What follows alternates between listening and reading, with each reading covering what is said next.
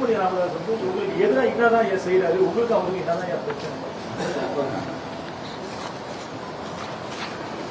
அன்புமணி நிறைய பொய்களையும் கட்டுக்கதைகளையும் கட்சி தொண்டர்களும் பரப்பி வருகிறார். அன்புமணி சரியாதா? இப்ப சரியாது. அன்புமணி தயலாபுரம் வந்து என்னை பார்த்ததாகவும் நான் கதவை பார்த்துக்கொண்டு பேச மறுத்ததாகவும் சொல்லி வருகிறார். உங்களுக்கு தெரியுமா? கேள்விப்பட்டீங்களா? கேள்விப்பட்டீங்களா? இல்லையா? நான் ஏன் பேச மறுக்கப் போகிறேன்?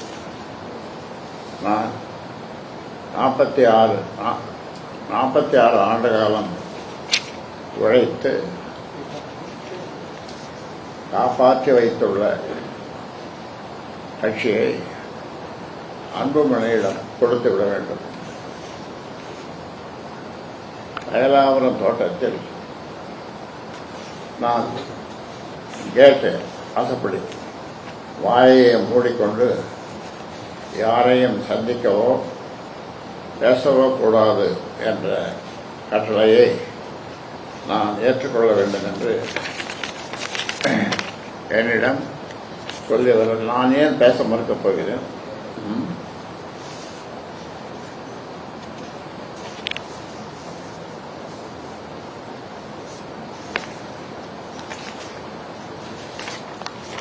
ஒரு நாளைக்கு உங்களை கேட்கிறேன், எவ்வளவு பேரை நான் சந்திக்கிறேன் சொல்ல போகும். நீங்க பார்த்த வகையில் 1000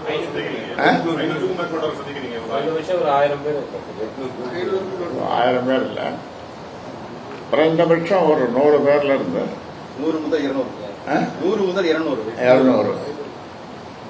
பேர், அதான் குறைந்தபட்சம். அப்புறம் 400-500 பேர் கூட அந்த அளவு கூட போகும்.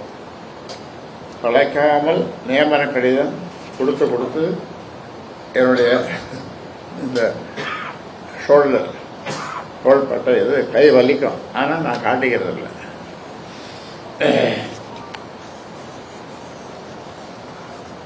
அன்புமணி சார்பாக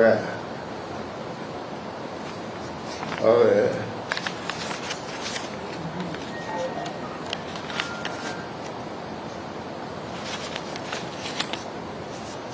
சமாதானம் பேச வந்த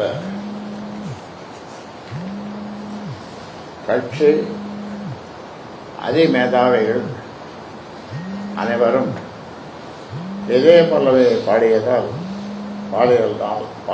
தான் கடைசி பேச்சுவார்த்தையின் போது தந்தை சொல் மிக்க மந்திரமில்லை என்று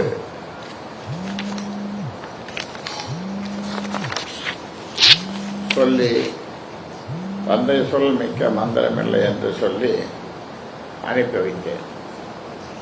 அதன் பிறகு அன்புமணி அவருடைய அம்மாவை மட்டும் பார்த்துவிட்டு என்னிடம் எதுவுமே பேசாமல் சென்று விடுவார். நான் பேச்சுவார்த்தைக்கு முன்வரவில்லை என்று கட்சிக்காரர்கள் மத்தியில் பொய் மூட்டையை அவிழ்த்து விட்டுக் கொண்டிருக்கிறார்.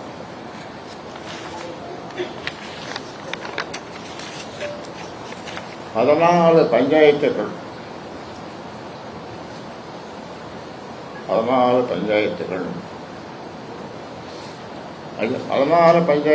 யாருன்னா 34 அமைப்புகளை உருவாக்கி வைத்திருக்கேன்.